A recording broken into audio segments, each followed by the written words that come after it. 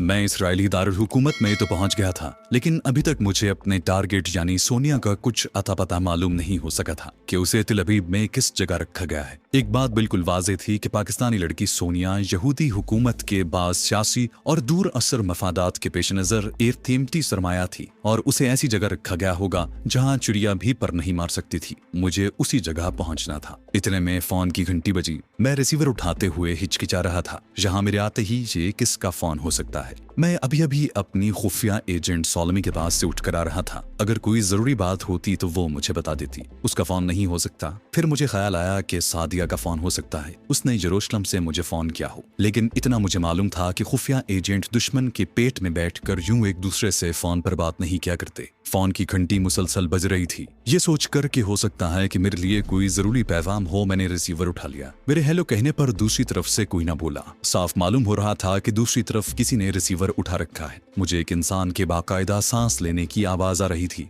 मैं भी चुप हो गया, मगर फोन बंद न किया। लाइन बिल्कुल साफ थी। कोई इसी शहर से फोन कर रहा था। मगर ये कौन था जो फोन की घंटी देने के बाद चुप हो गया था? अगर वो मेरी मौजूदगी की तस्दीक चाहता था तो उसे मेरी जानिब से हेलो की आवाज सुनते ही फोन बंद कर देना चाहिए था। लेकिन ऐसा भी नहीं था। उस पुरअसरार शख्स ने फोन बंद नहीं किया था। उसके सांस लेने की आवाज बराबर आ रही थी। मैं हमतन गोश होकर उसकी आवाज सुन रहा था। फिर दूसरी तरफ से लाइन काटती गई। 2 सेकंड तौक़ुफ़ के बाद मैंने भी रिसीवर रख दिया। मुझे तशवीश हुई कि मामला कहीं गड़बड़ तो नहीं हो गया, कहीं इसराइली सीक्रेट सर्विस को मेरी आमद का इल्म तो नहीं हो गया। मैं उठकर कमरे में टहलने लगा। सोचा सोलमी से फोन पर बात करूं, मगर अब मेरा फोन करना किसी तरह मुनासिब नहीं था। यकीनन मेरा फोन टेप हो रहा था। सोलमी ने शाम को मेरे फ्लैट में आने को कहा था, मगर मैं शाम तक इंतजार नहीं कर सकता था। पुरअसरार कॉल ने मुझे शक्को शुबे में मुब्तला कर दिया था। मैं बेडरूम में गया। क्लोजेट खोलकर ब्रीफकेस में से तमाम जरूरी चीजें निकालकर कोट की अंदरूनी जेब में रखी और फ्लैट को ताला लगाकर टैक्सी पकड़कर सीधा सोलमी की नवादिरात की दुकान पर जा पहुंचा। मुझे इतनी जल्दी दुकान में देखकर सोलमी को ताज्जुब हुआ, लेकिन फौरन मुस्कुराने लगी और मेरा बाजू पकड़कर मुझे अपने ऑफिस में ले गई। ऑफिस में आते ही वो शदीद बरहमी के साथ बोली कि मुझे यूं थोड़ी देर के बाद वापस नहीं आना चाहिए था। मैंने माजरत करके उसे पुरअसरार फोन कॉल के बारे में बताया तो उसका गोल चेहरा गहरी सोच में डूब गया। उसने सिगरेट सुलगाकर एक गहरा कश लिया और ऑफिस के दरवाजे की तरफ घूरती हुई कहने लगी, तुम अपने फ्लैट पर जाओ। जब तक मैं इशारा न दूं,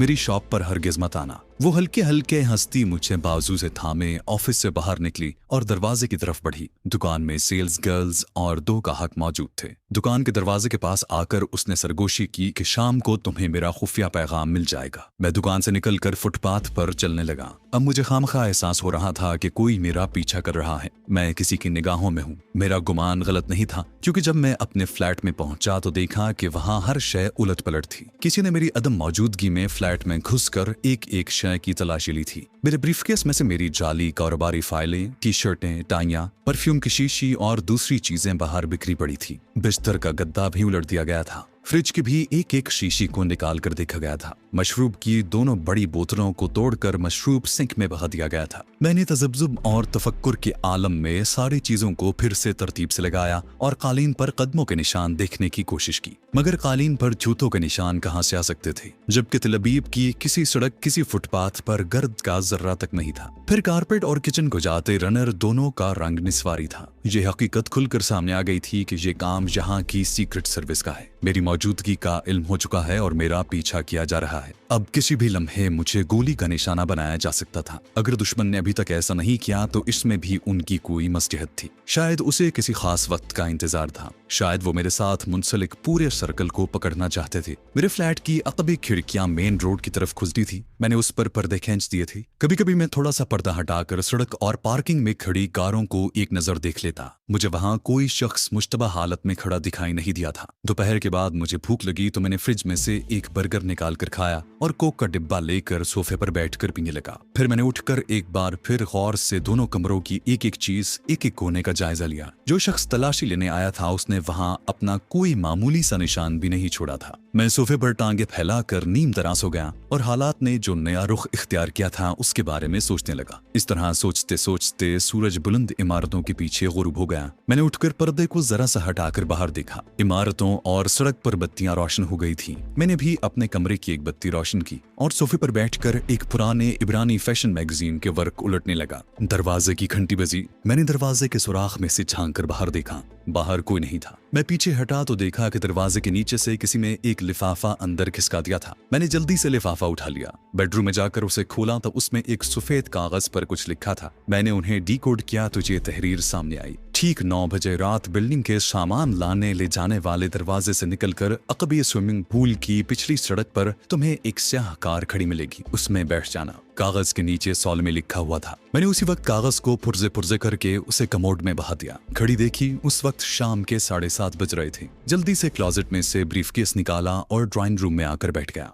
मुझे अजीब सी बेचैनी महसूस हो रही थी। दुश्मन सामने हो तो इंसान अपना बचाव कर सकता है, लेकिन जहां दुश्मन खात में था, कोई पता नहीं था कि उसकी खुफिया आंख दीवार के किस सुराख में से उस वक्त भी मुझे देख रही थी। मैं उठकर किचन में आ गया, गैस ऑन करके केतली में पानी गर्म किया, कॉफी का मग बनाया और ड्राइंग रूम में आकर बैठ गया और कॉफी पीने लगा। वक्त बड़ी सुस्त रफ्तारी से गुजरता महसूस हो रहा था। सोलेमी के पैगाम का मकसद मुझे वहां से खुफिया तौर पर किसी दूसरी जगह मुंतकिल करना ही हो सकता था। मैं इन्हीं सोचों में गुम था कि फोन की घंटी चीख उठी। मैं अपनी जगह से हिल सा गया। धड़कते दिल के साथ फोन को तकने लगा। घंटी मुसलसल बज रही थी। कॉफी का मग मेज पर रखा और ये सोचकर रिसीवर उठा लिया कि कहीं सोलेमी का ही फोन ना हो, क्योंकि ये इमरजेंसी की हालत थी। मैंने रिसीवर कान से लगा लिया। इस बार मैंने जानबूझकर हेलो नहीं कहा था। दूसरी तरफ से किसी ने हेलो कहने की जरूरत महसूस नहीं की थी। उधर वही पुरस्कार खामोशी छाई थी। सिर्फ टेलीफोन करने वाले या करने वाली के सांस लेने की आवाज उस खामोशी में मुखिल हो रही थी। ये उसी पुरस्कार शख्स का फोन था। सांस की आवाज बड़ी नॉर्मल थी।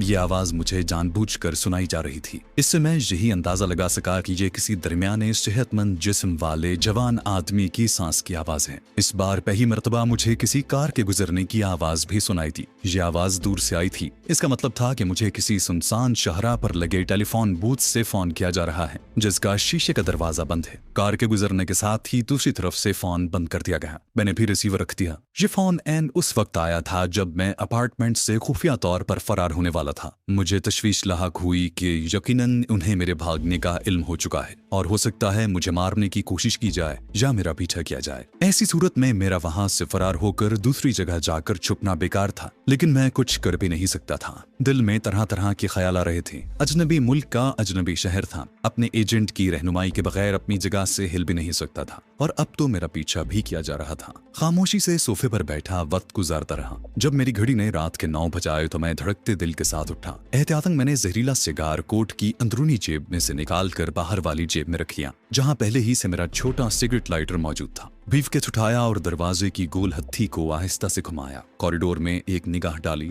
फ्लैटों के दरवाजों के दरमियान दूर तक जाती नीम रोशन कॉरिडोर सुनसान थी। मैंने दरवाजा बंद किया और हिदायत के मुताबिक उस लिफ्ट की तरफ बढ़ा जहां से लोग अपना सामान लाते ले जाते थे। ये जरा कुशादा लिफ्ट थी। बटन दबाया। नीचे से घर घर की आवाज के साथ लिफ्ट तीसरी मंजिल पर आई। दरवाजा अपने आप खुला। लिफ्ट खाली थी। मैं तेजी से कदम बढ़ाकर अंदर दाखिल हो गया। मुकर्ररा वक्फे के बाद दरवाजे अपने आप बंद हो गए। मैंने लॉबी का बटन दबा दिया। लिफ्ट नीचे उतरने लगी। मैं सोच रहा था कि खुदा करे कि लॉबी का लगेज वाला पोर्शन खाली हो, और ऐसा ही हुआ। लिफ्ट का दरवाजा दोबारा खुला तो मैंने देखा कि वहां कोई नहीं था। यहाँ फर्श पर कालीन नहीं बिछा था। लॉबी का ये अकबी दरवाजा कुशादा था और प्रेशर से खुलता और बंद होता था। बाहर हल्का हल्का अंधेरा हो चुका था। स्विमिंग पूल जिस बागीचे में था उसके छोटे से गेट पर एक बल्ब रोशन था। मैं अपने आप को समेटे फ्लैट के आगे से नीचे खिसकाए स्विमिंग पूल के पीछे दरवाजे की तरफ चला। मैं झाड़ियों की दीवार के साथ साथ चल रहा था। आगे घास के कते की छोटी सी चढ़ाई थी। मुझे ऊपर जेली सड़क पर एक छोटी स्याह कार खड़ी दिखाई दी। मैं लंबे लंबे डग भरता कार के पास आया तो अंदर बैठे ड्राइवर ने पिछली सीट का दरवाजा खोल दिया।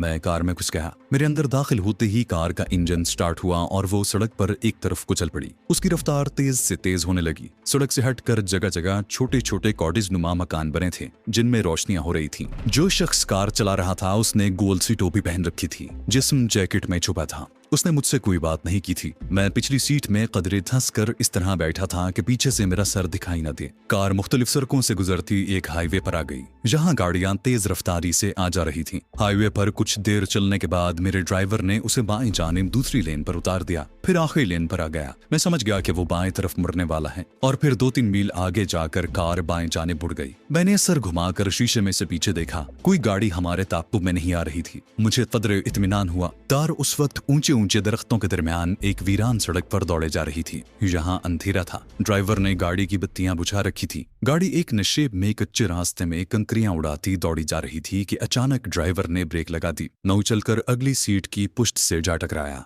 ड्राइवर घबराई हुई आवाज में बोला, उतर कर भागो। ये कहते ही दरवाजा खोलकर ड्राइवर बाहर निकला ही था कि तड़ाके की आवाज के साथ दरख्तों में से एक गोली आकर ड्राइवर को लगी और वो वहीं ढेर हो गया। मैंने दूसरी साइड का दरवाजा खोलकर अपने आप को बाहर गिरा दिया, फिर अंधेरे में उठकर दरख्तों की तरफ भागा। ऐन उसी वक्त मेरा जिस्म टॉर्च की रोशनियों में नहा गया और 4 आदमी दरख्तों के पीछे से छलांगे लगाकर मेरे सर पर पहुंच गए। उन्होंने आते ही मुझे इस तरह दबोच लिया कि मैं कोई भी हरकत नहीं कर सकता था। 2 स्टेन गन्ने मेरी गर्दन से लगी हुई थी। एक आदमी ने फौरन नायलॉन की रस्सी से मेरे हाथ पीछे बांध दिए। अब तक उनमें से किसी ने कोई बात नहीं की थी। उनका लिबास जैकेट जीन्स पर मुश्तमिल था, सर नंगे थे। वो मुझे खींचते हुए नीचे कच्ची सड़क पर ले आए। कार की दूसरी तरफ दरवाजे के आगे मेरे ड्राइवर की लाश औंधी पड़ी थी। अब मैंने देखा कि उन लोगों ने सड़क पर दरख्त डालकर रास्ता बंद कर दिया था। मैंने हिम्मत करके इब्रानी जबान में एहतजाज किया कि मैं एक शरीफ शहरी हूँ, मेरे साथ ऐसा सलूक किया जा रहा है। 2 आदमी स्टेन गन्ने लिए आगे आ गए और 2 स्टेन गन्नों वाले मेरे दाएं बाएं चल रहे थे।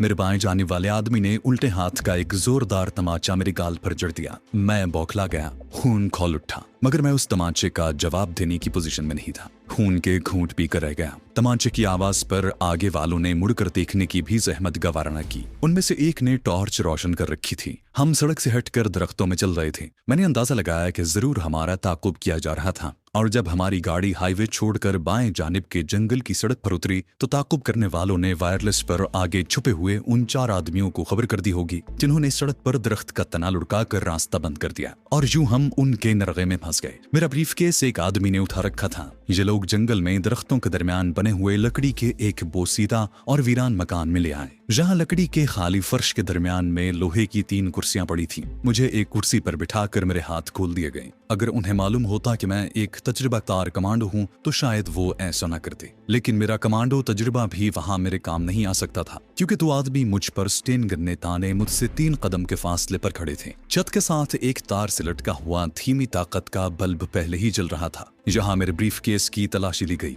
एक जहरीला सिगार मेरे कोट की बाहर वाली जेब में था और बाकी 3 सिगार ब्रीफकेस में थे। उन्होंने ब्रीफकेस को फर्श पर उलट दिया और एक एक शय को उलट पलट कर देखा। सिगार देखकर एक ने सूंघा, दूसरे ने इब्रानी जबान में कहा, अपना काम करो। उसने सिगार फर्श पर फेंक दिए और खाली ब्रीफकेस को ठोकर मारते हुए बोला, इसमें कुछ नहीं है। ब्रीफकेस में मेरी कारोबारी फाइल के कागजात को भी उन्होंने गौर से पढ़ा, मगर वो सारे के सारे कारोबारी खतूत थे जिन्हें बड़ी महारत से तैयार किया गया था कि बिल्कुल असली लगते थे। मेरा इसराइली पासपोर्ट मेरी जेब में था, उसे भी तलाशी के दौरान निकाल कर देखा गया। उनमें से एक आदमी की छोटी छोटी मूछें थीं। वो स्टेन गन कांधे पे रखे गर्दन टेढ़ी करके मुझे खा जाने वाली नजरों से घूर रहा था। बाकी तीनों उससे ऑर्डर लेते थे। मेरी जेब वाला सिगार भी बाहर निकाल कर देखा गया और उसे भी फर्श पर फेंक दिया गया। मैंने सिगारों की तरफ बिल्कुल तवज्जो न दी कि कहीं उन्हें शक न पड़ जाए। शक्ल सूरत से ये दहशतगर्द लगते थे। मैंने अपने चेहरे पर बड़ी मासूमियत तारी कर रखी थी, जैसे मेरे साथ सरासर ज्यादती हो रही हो। मैंने छोटी छोटी मूंछों वाले की तरफ देखकर वजाहती अंदाज में कहा कि आप लोगों को गलत फहमी हुई है, मेरा ताल्लुक किसी जराइम पेशा गिरोह से नहीं है। इस पर उस आदमी ने एक सेकंड के अंदर अंदर स्टेन गन का रुख मेरी तरफ कर दिया और गैज़ो गज़ब से लरसती हुई आवाज में अरबी में कहा, काश मैं तुम्हें इसी वक्त शूट कर सकता, लेकिन मुझे इसकी इजाजत नहीं है। तुम कौन हो, हमें इसकी अच्छी तरह खबर है। फिर उसने अपना पांव मेरी कुर्सी के बाजू पर रख दिया और मेरी तरफ झुक गया और इब्रानी में बोला, मैं जानता हूँ तुम अरबी के अलावा इब्रानी भी रवानी से बोल लेते हो। तुम्हारा इंतखाब भी इसलिए किया गया है, मगर जिन लोगों ने तुम्हें मौत के मुंह में भेजा है वो ये भूल गए थे कि इसराइली इंटेलिजेंस का जाल मिस्र से लेकर इराक, शाम और उर्दम तक फैला हुआ है। मैं तुम्हें एक बड़ा ही मुफीद मशवरा दूंगा। अभी हमारे अफसर तुमसे पूछगिछ करने आ रहे हैं। अगर तुम साफ साफ उन लोगों को नाम बता दो जो इसराइल में हमारे खिलाफ खुफिया तकरीबी सरगर्मियों में मसरूफ हैं, तो मैं तुमसे वादा करता हूँ कि तुम्हें मिस्र की सरहद अपनी हिफाजत में पार करवा दी जाएगी। मैंने कोई जवाब न दिया, अपना सर झुका लिया। उसने स्टेन गन की नाल से मेरी ठोड़ी ऊपर करके कहा, तुमने मेरी बात का जवाब नहीं दिया। मैंने आहिस्ता से इब्रानी जबान में ही जवाब दिया कि मैं किसी मुल्क का जासूस नहीं हूँ, बल्कि इसराइल का एक शरीफ शहरी हूँ और मेरा नाम डेविड एरन है। एक और जन्नाटेदार थप्पड़ मेरे गाल पर पड़ा और मैं जवाबी हमला करते करते रुक गया। मुझे आज भी याद है कि मैंने उस वक्त इंतहाई ज़ब्त तहम्मुल का मुजाहरा किया था। मेरे हाथ खुले थे,